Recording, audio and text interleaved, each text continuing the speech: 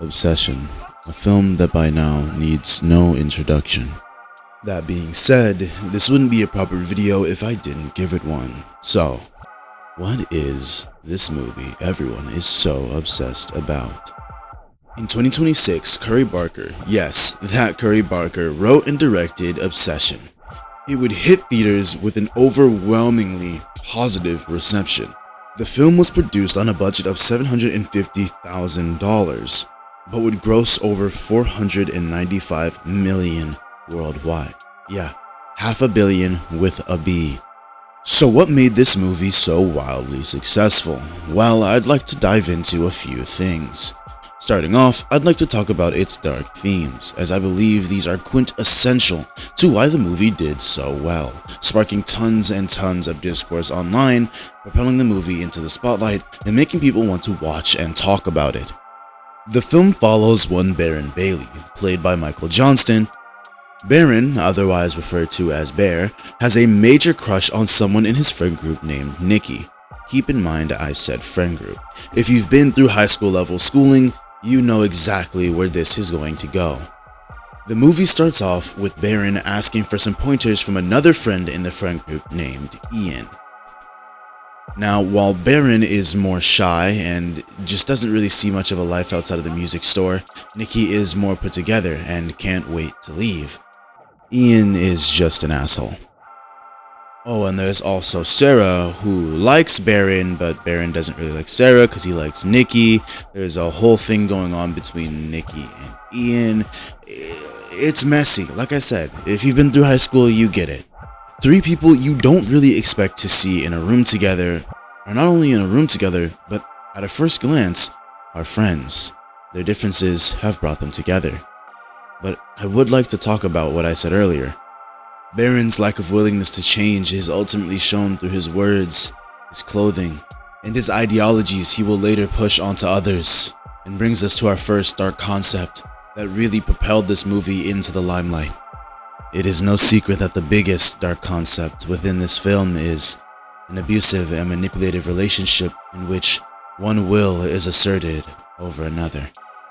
While the movie features violence, self-harm, and even death, all of that pales in comparison to the will of one man, Bear's will. You see, because after a night out with friends and an unsuccessful attempt to isolate himself and Nikki, he eventually gets his opening, offers to drive Nikki home. After that, they arrive at the house. Nikki gives him a shot. Do you actually like me? Baron, of course, is weak, cowardly, and he couldn't answer the question in truth. In his frustration, he takes out a one-wish willow, which he had bought, to replace a necklace that Nikki lost. He snaps it, saying he wished that Nikki loved him more than anyone else in the world. And well, instantly, one of the greatest tonal shifts in the last decade plays out. Nikki begins acting weird. She's nothing like herself anymore, but that much is obvious to you and I. Baron remains in disbelief. She claims it's a result of her dad passing away, and she's just going through the motions. She tells Baron she can't be alone for the night, and they agree to go back to Baron's house. Things are seeming to go further than they should with someone you consider your friend, who may or may not be clearly intoxicated from the night you just had. And that's when something breaks.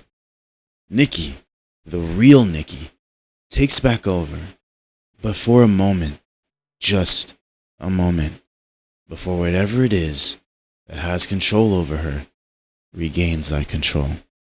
And this is another chilling concept that the viewer is left to grapple with for the remainder of the duration of the movie, extending into further scenes and being perfectly utilized to create uncomfortable and bone-chilling horror.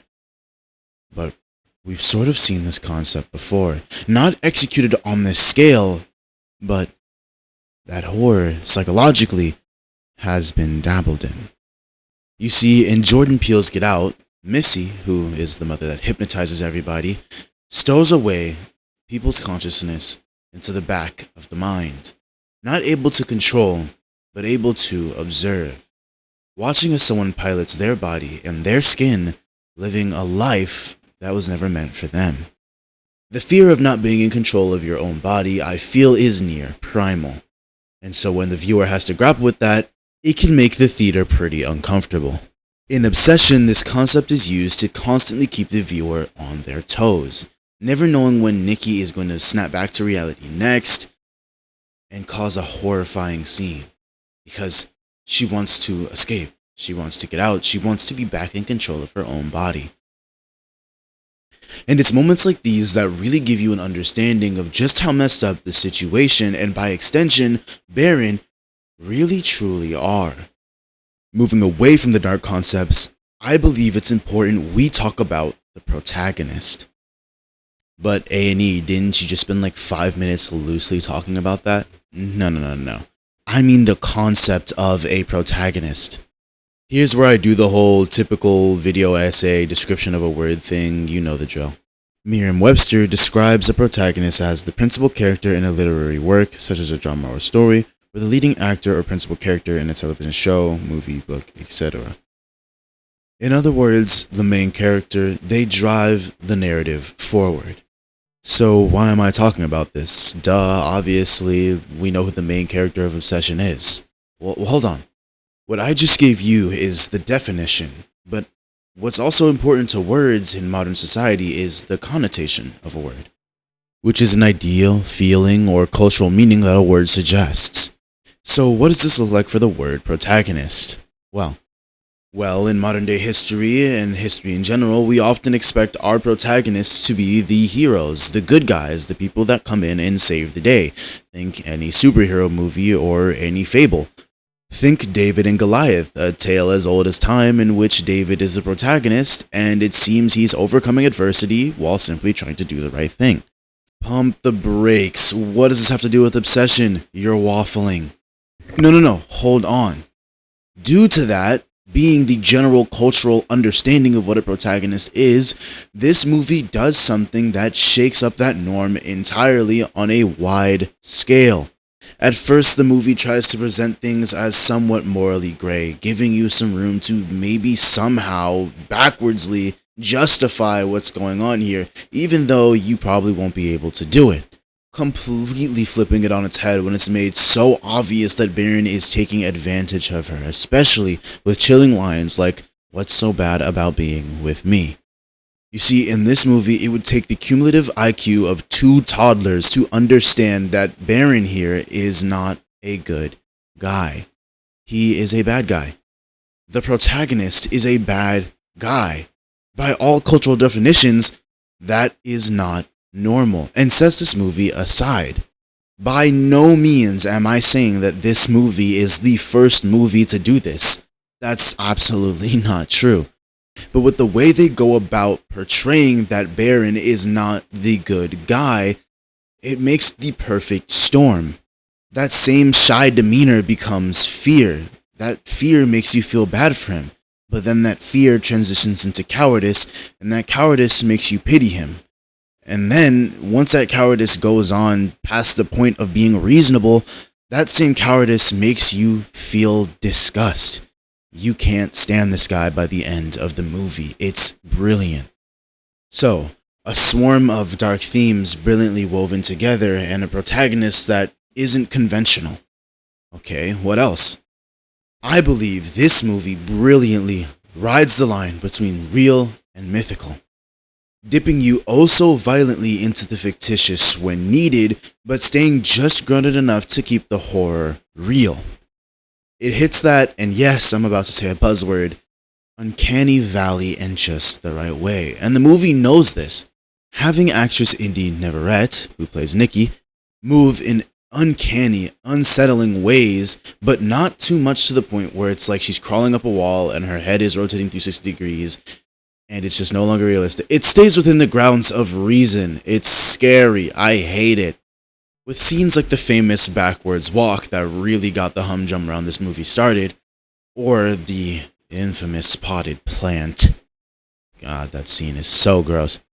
As well as a combination of purposefully uncanny makeup to distort her facial proportions and expressions.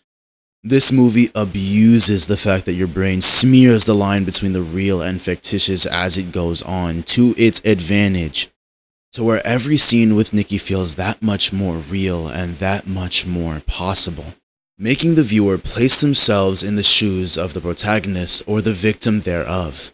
Really makes you ask yourself questions about wishes in general. What if someone wished that on me?